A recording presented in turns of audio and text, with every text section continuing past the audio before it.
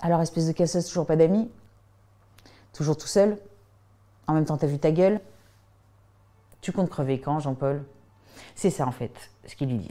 Alors Jean-Paul a 12 ans lorsqu'il arrive dans mon cabinet, il est en 5e et nous sommes au mois de mars. Et Jean-Paul me dit en fait, voilà, c'est hyper compliqué pour moi au collège depuis le mois de septembre. Bon, déjà je m'appelle Jean-Paul, je lui dis c'est vrai que c'est pas facile évidemment. C'est un prénom un petit peu suranné on va dire, même s'il est très joli évidemment. Et donc il me dit qu'ils en profitent pour m'appeler Popol, ce qui est extrêmement pénible parce que vraiment je trouve pas ça drôle. Et puis alors il se trouve que par ailleurs, ma deuxième caractéristique, me dit-il, c'est que j'ai 18 de moyenne générale. Donc je lui dis en effet, c'est vrai que ça ne nous aide pas non plus Jean-Paul, si tu ne fais aucun effort, on ne va pas s'en sortir. Non, c'est pas vrai, évidemment, je ne dis pas ça car je ne demande pas aux enfants d'avoir de moins bonnes notes pour ne pas se faire harceler. Néanmoins, c'est vrai qu'il en a bien conscience, ça rajoute au fait de harcèlement. Et il me dit notamment que très souvent, lorsque je réponds aux questions ou lorsque j'ai une bonne note, il y a comme ils font des espèces de bruits de succion autour de moi et je ne sais pas trop ce que ça veut dire. Je lui dis moi non plus, mais en tout cas ça n'est pas positif. Donc il me dit ça et il me dit ça se passe assez peu au fond pendant les cours parce que le harceleur en chef qui s'appelle Lucas est un enfant qui est finalement assez bien vu par les enseignants et évidemment par ses pairs PAIRS et qui n'a pas envie que ça change. Donc la plupart du temps il ne fait pas grand chose pendant les cours. En revanche ça se passe beaucoup pendant les interclasses. Jean-Paul me dit en fait moi pendant les interclasses je suis souvent assis tout seul sur un banc parce que me dit-il je n'ai pas beaucoup d'amis dans ce collège. Alors quand les enfants disent ça, en fait, quand ils me disent ça en consultation, je sais que ça veut dire que j'ai pas du tout d'amis dans ce collège. Et je lui ai dit comment ça se passe. Alors il me dit, en fait, quand il s'approche de moi, et ça c'est important aussi pour les parents de bien l'entendre, je trouve, il s'approche de moi de façon très pacifique. C'est-à-dire qu'en fait, un adulte qui passe par là, que ce soit un CPE, un assistant d'éducation, il va voir juste 3, 4 gamins qui s'approchent d'un autre de façon relativement amicale, voire pacifique. On a l'impression que, en fait, tout le monde rigole. Sauf que Jean-Paul, lui, ne rigole pas du tout. Puisque, comme il me l'explique, lorsque Lucas et sa bande s'assoient autour de lui, il commence à lui dire alors, espèce de casseuse, toujours pas d'amis, toujours pas de vie sociale, toujours tout seul, en même temps t'as vu ta gueule, tu comptes crever quand, Jean-Paul? Popol. C'est ça en fait, ce qu'ils lui disent. Et je lui dis, mais pardon, je ne comprends pas, ils font ça combien de fois dans la semaine? Et Jean-Paul me répond, à chaque récré que Dieu fait. Et il me dit, et il y en a beaucoup, je ne suis pas sûre que je vais tenir le choc. Parce que je sais qu'au fond, le week-end, qui est le paradis pour moi, va s'arrêter et que je vais retourner en enfer d'une certaine façon. Et en fait, peut-être, j'aimerais bien que tu dises à mes parents de me changer d'établissement. Les chiffres sont assez éloquents et malheureusement sans appel. Dans 60% des cas, lorsqu'on change un enfant d'établissement pour des faits de harcèlement, il se refait harceler. La plupart du temps d'ailleurs selon les mêmes modalités, ce qui est assez étonnant. Et c'est ce que j'explique à Jean-Paul, je lui dis, moi je comprends très bien que tu as envie de changer d'établissement, mais imagine que dans l'autre établissement, il y a un autre Lucas. Si jamais tu te retrouves dans cette situation et que j'ai pas fait mon job, et ben du coup tu n'auras rien appris et tu sauras toujours pas te défendre. Donc moi j'aimerais bien qu'avant qu'on change d'établissement ou qu'on y pense, en tout cas tu t'entraînes sur Lucas, là, celui qu'on a là. Ce qui est quand même un peu sur le podium de la cruauté, je trouve qu'il est quand même bien violent. Je lui demande ce qu'il a déjà essayé de faire pour que Lucas et sa bande s'arrêtent. Jean-Paul me dit, la première chose que j'ai faite, c'est que j'en ai parlé à maman. C'est logique. La maman de Jean-Paul lui a répondu quelque chose que répondent souvent les mamans, tu n'as qu'à faire comme si tu n'entendais pas. L'intention, c'est qu'il se lasse en fait, devant ton indifférence. Sauf que ça ne se passe pas comme ça. Parce qu'en fait, quand on a 12 ans et qu'on se fait insulter multi-quotidiennement, on ne peut pas faire comme si ça nous faisait rien en fait, et ça se voit au contraire que ça nous fait beaucoup. Donc Jean-Paul me dit ça n'a pas fonctionné. Certains parents vont un peu plus loin que la maman de Jean-Paul. Certains parents un peu latins vont par exemple dans la cour de maternelle, s'approchent de la personne, de l'enfant de 3 ans et demi qui a donc attaqué leur progéniture, et donc disent regarde-moi bien dans les yeux. Si jamais tu t'approches de mon fils à plus de 10 mètres, désormais, regarde ce qui se passe. Alors, donc c'est une tentative assez forte, chez pas mal de mamans et de papas d'ailleurs. Alors, je la comprends, je la respecte infiniment, mais alors ça ne fonctionne pas du tout, parce qu'en fait, c'est comme si au fond on mettait un post-it sur le front de son enfant où il est écrit « Vas-y, fais-toi plaisir, sans maman, je ne suis pas grand-chose ». Ce qui est vraiment extrêmement dangereux pour eux.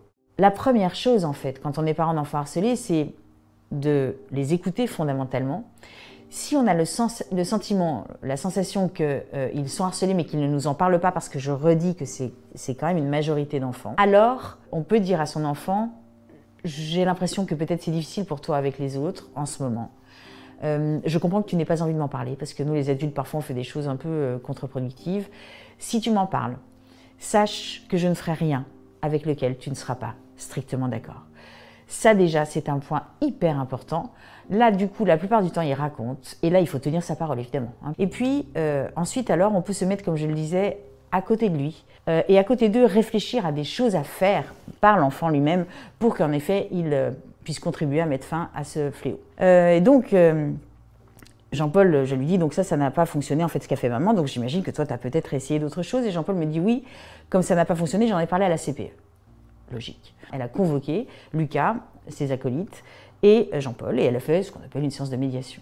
C'est souvent à ce moment-là des entretiens que les enfants pleurent dans mon cabinet, et donc ça ne loupe pas, Jean-Paul pleure à ce moment-là, parce qu'il me dit, une fois qu'elle leur a dit qu'elle trouvait ça inadmissible, que c'était répréhensible pénalement et qu'il fallait vraiment qu'ils arrêtent, Lucas s'est tourné vers moi, il m'a regardé, il m'a dit « Gros, je savais pas que ça te faisait de la peine, il fallait juste me le dire ».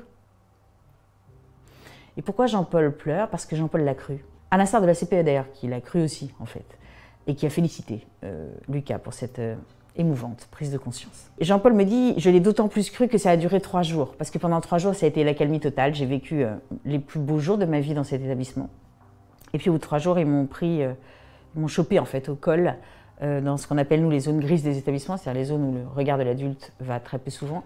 Ils m'ont collé contre le mur et ils m'ont dit, si jamais on se refait convoquer par toi, espèce de poucave, on te tue.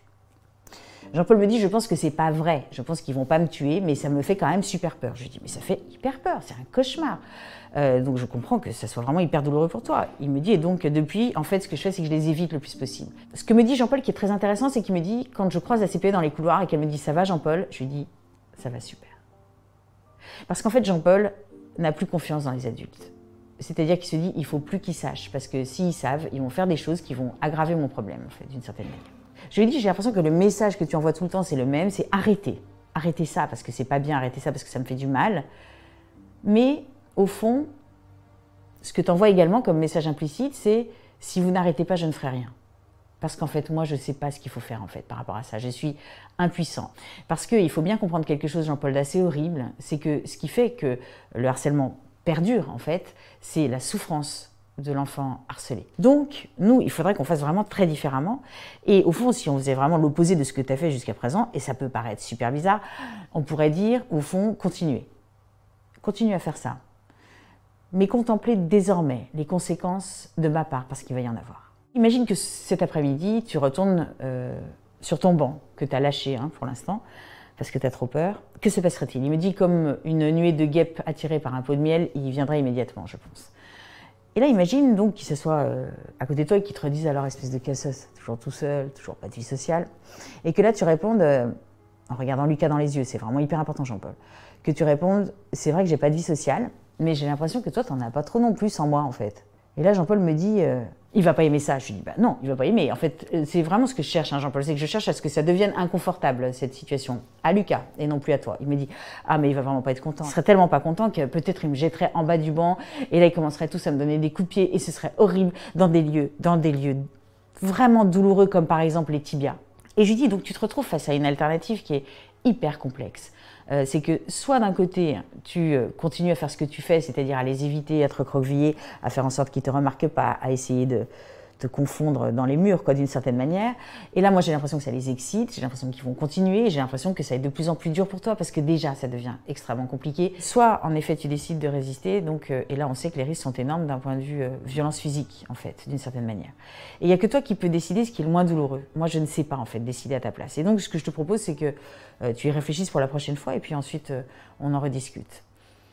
Et là, Jean-Paul me dit, en fait, si jamais je me fais taper, parce que j'aurais résisté, c'est beaucoup moins humiliant que de se faire taper en subissant, en fait. Et donc, je trouve que c'est moins douloureux sur un plan psychologique. Je lui dis, je suis d'accord avec toi. Mais sur un plan physique, en revanche, ça peut être beaucoup plus douloureux. Et donc, réfléchis-y. Il me dit, non, mais c'est tout réfléchi, en fait. Je vais y aller cet après-midi. 15 jours plus tard, j'ouvre la porte de ma salle d'attente, et là, Jean-Paul est dans son siège. Et là, il saute, un peu comme s'il était mu par un ressort. Il me dit, je l'ai fait! Je lui dis, c'est trop bien, Jean-Paul, je suis très contente. Pendant qu'on marche dans le couloir, il m'explique, il me dit, et donc j'ai fait exactement comme on a dit. Et là, je me suis dit, je vais rajouter une petite chose personnelle. J'ai tapoté sur le banc à côté de moi, et j'ai dit, est-ce que tu veux en parler à tonton Popol? Ce qui s'est passé, c'est très bizarre, c'est qu'il y a un de ses adjoints qui a eu un rire un peu nerveux, en fait. Il a fait comme ça. Lucas lui a dit, pourquoi tu rigoles, toi? Et il me dit, ils sont partis. Et ils sont restés Même pas 30 secondes à mon banc, jamais ils étaient restés aussi peu. À partir de là, pendant toute la semaine, chaque fois qu'ils se sont approchés de moi, d'un air belliqueux, de loin ou de près, j'ai fait comme ça. Je dis d'accord, et donc il partait. Je lui dis mais c'est tout à fait remarquable, je suis très très fière de toi, et vraiment il me dit et donc est-ce que tu pourrais du coup raconter mon histoire dans ton prochain livre? J'ai dit bon d'accord Jean-Paul.